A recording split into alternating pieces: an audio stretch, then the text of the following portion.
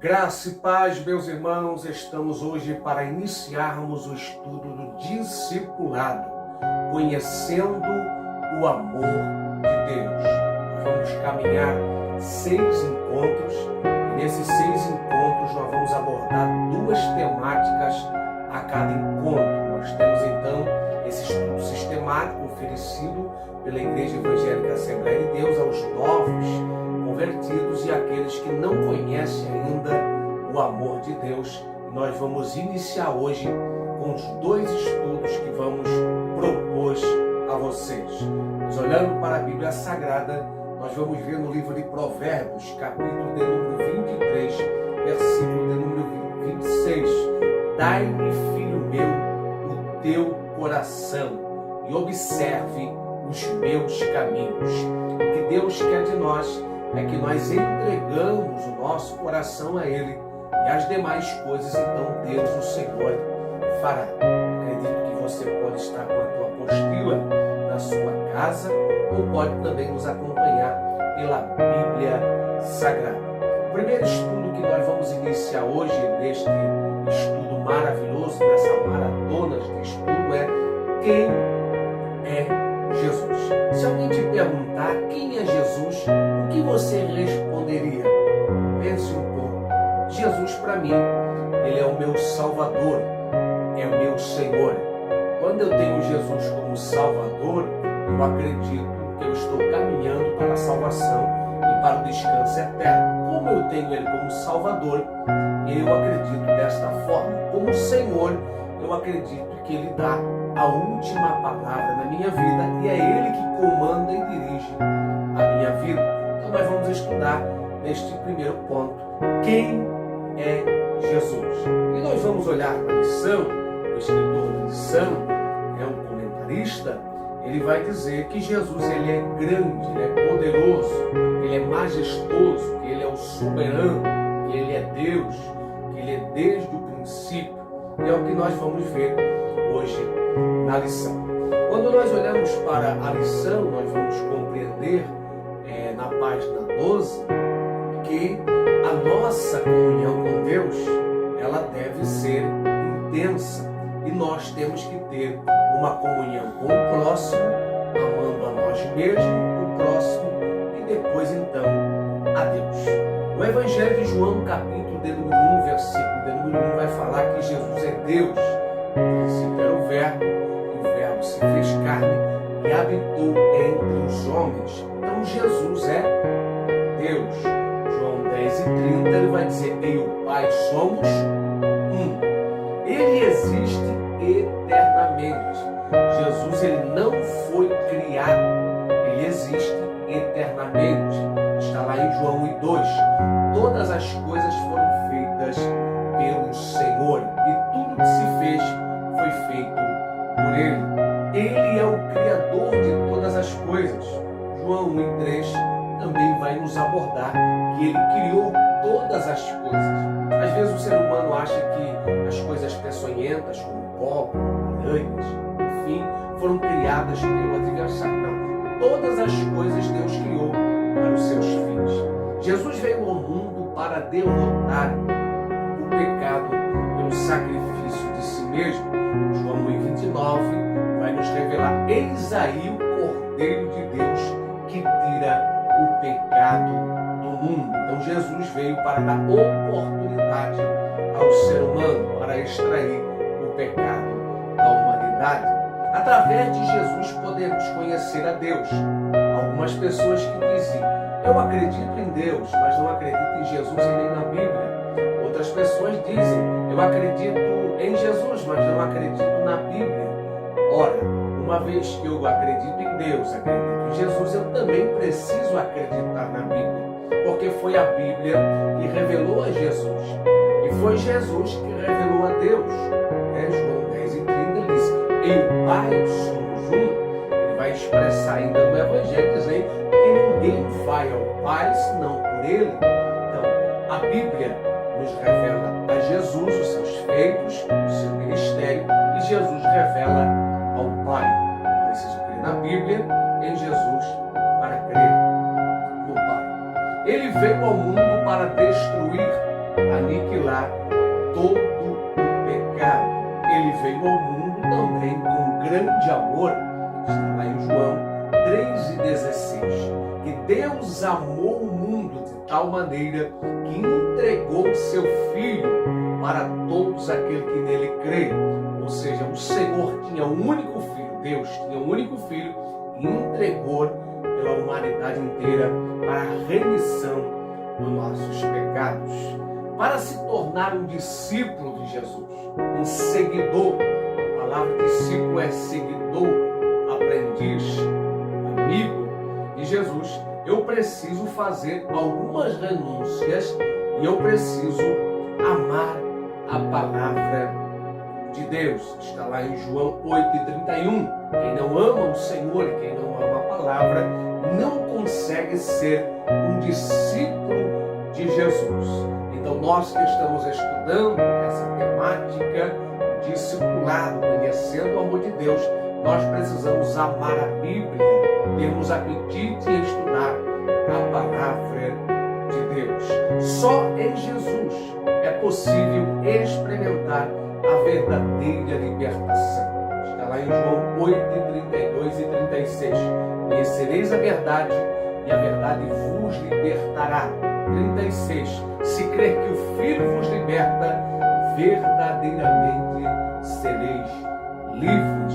Só em Jesus nós encontramos a liberdade, a libertação dos males, dos vícios, das atrocidades do mundo. Só em Jesus nós somos livres para a glória de Deus. O Senhor tem o melhor para nós. Nós vamos ver dentro desse primeiro estudo algumas perguntas, né? Qual é a fonte de informação mais confiável a respeito de Jesus Cristo? Ora, que é, então, o Novo Testamento. Vamos ter uma segunda pergunta. Por que podemos confiar no testemunho do Novo Testamento a respeito de Jesus? Porque foram escritos por pessoas que vivenciaram e estiveram com Jesus. Terceira, o que Jesus veio fazer em relação ao pecado do ser humano? O que você acha? Ele veio destruir, derrotar o pecado. Qual é o evangelho recomendado à leitura para obter melhor aproveitamento nos estudos aqui propostos? Certamente o evangelho de João. Até nós terminarmos essa maratona, esse estudo discipulado, você deve estudar o evangelho de João. O evangelho que mais mostra o amor de Deus. As pessoas estão bem informadas sobre Jesus. Quais as consequências desse conhecimento a respeito de Jesus? Muitos conhecem Jesus histórico, o Jesus da religião, mas não conhecem o verdadeiro poder, a palavra de Deus e o verdadeiro Jesus que liberta e transforma a vida do ser humano. Existem muitas pessoas expulsando Jesus, falando de Jesus, mas não foram libertas ainda, porque não deram legalidade, não abriram seu coração, não se entregaram por completo a Jesus e não trouxeram os moldes de Cristo, a palavra de Deus, para dentro de si. Então, este é o primeiro estudo deste nosso primeiro encontro. Mas vamos ao segundo estudo neste momento. Vamos passar ao segundo estudo, que é o pecado e o plano de Deus. O pecado e o plano de Deus. Pois todos pecaram, diz o apóstolo Paulo aos irmãos que estavam em Roma, Romanos 3:23, e estavam destituídos da glória de Deus. Não havia um justo sequer na face da terra, e não há um justo senão justificado por Cristo e pela palavra. Então ninguém teria oportunidade de remissão, de perdão de pecado, de concepção de descanso eterno. Porém, Jesus veio, se entregou no Calvário para que nós tivéssemos acesso e nós tivéssemos oportunidade de remissão, de reconciliação, de reatar a aliança que foi quebrada no Éden com Adão e Eva. No primeiro estudo nós vimos tudo acerca de quem é Jesus. nesse estudo aqui nós vamos ver o grande amor de Deus e o plano que o Senhor tem para nossas vidas. É bem verdade, quem sabe você já ouviu alguém liberar uma palavra dizendo que Deus tem um plano para a vossa vida, porque Deus tem um plano específico para cada ser humano individualmente. Plano esse de salvação, pois Deus tem ministérios, dons, talentos para entregar, mas plano Deus tem individualmente para cada ser humano. Por causa do pecado, diz aqui a nossa lição, segundo a Bíblia, a humanidade estava separada de Deus. Romanos 6 e 23 vai dizer que porque o salário do pecado é a morte, mas o dom gratuito de Deus é a vida eterna. Ou seja, quando Adão pecou contra Deus lá no jardim, lá no paraíso, no Éden, onde Deus entregou para ele cultivar, dominar, e ele deixou de ser dominado, o homem então pecou, desobedeceu a Deus e a morte entrou sobre a humanidade. Ela entrou sobre a face da terra, por isso que hoje a morte é um veículo que nos leva a Deus. O pecado de Adão fez que a morte entrasse e hoje todos passaremos pela morte, porém nós temos que se preparar para se encontrar com Deus, onde nós estaremos para a glória do Senhor. Então, o salário do pecado de Adão trouxe a morte, mas o dom gratuito de Deus é a vida eterna. Deus tem vida eterna para todos aqueles que o aceitam, todos aqueles que o professam, que servem somente a Deus e adoram somente a Jesus. Nós olhamos ainda na vida cotidiana, é muito normal, muito comum as pessoas errarem, tomarem decisões precipitadas. Porém, todo aquele que começa um caminho com Cristo, ele precisa ser dirigido pelo Espírito de Deus. Mais à frente nós vamos ver acerca do Espírito de Deus, o batismo do Espírito Santo, mas ele precisa ser dirigido pelo Senhor para não errar o alvo, porque pecar, sair fora do padrão de Deus, é errar o alvo. E o que é errar o alvo? É deixar de fazer a vontade de Deus. Quando eu estou no centro da vontade de Deus, obedecendo a Deus e a sua palavra e procurando me purificar, lavar as minhas vestes espirituais pela palavra, eu estou então acertando o alvo. Quando eu peco, eu erro o alvo. O pecado também é uma dívida. Então, o homem pecador, ele tem uma dívida com Deus. E como ele paga essa dívida? Aceitando a Jesus como o único e suficiente Salvador de sua vida. Logo, então, ele está caminhando, pagando essa dívida com Deus, supostamente, porque Cristo já pagou por todos nós. Mas nós, com gratidão, nós o aceitamos e aí, então, estamos caminhando para o Senhor. Mateus 6 e 12. No Evangelho de João encontramos a declaração de que toda pessoa que comete pecado torna-se escrava do pecado. Em Cristo, Deus oferece liberdade.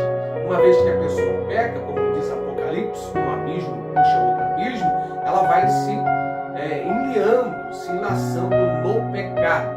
Mas em Cristo, Ele oferece liberdade. Sozinho o ser humano não consegue, mas em Cristo ele consegue vencer-se. Este é o projeto de Deus para você. Receba Jesus em sua vida e seja livre do poder do pecado. Nós temos algumas perguntas aqui para nós meditarmos. Acredito que você tem na sua lição também. Estudo 2. Como a Bíblia descreve o estado do homem pecador? Página 17.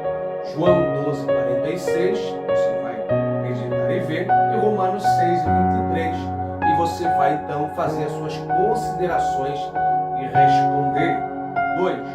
Como o pecado é descrito no ensino do Novo Testamento? Nós vimos ali em Mateus 6 e 12 que vai nos descrever que é errar o alvo e uma dívida. O que Deus faz diante do problema do pecado do ser humano? O que Deus faz? está lá em João 3,16 e 8,36. Você vai tirar as tuas considerações e colocar com as tuas palavras. Quais certezas possuem as pessoas que já receberam a Cristo como seu Salvador? A pessoa que já aceitou a Jesus como Salvador, como Senhor, já está caminhando em novidade de vida. Qual é a certeza que ela tem? Quais certezas que essa pessoa tem?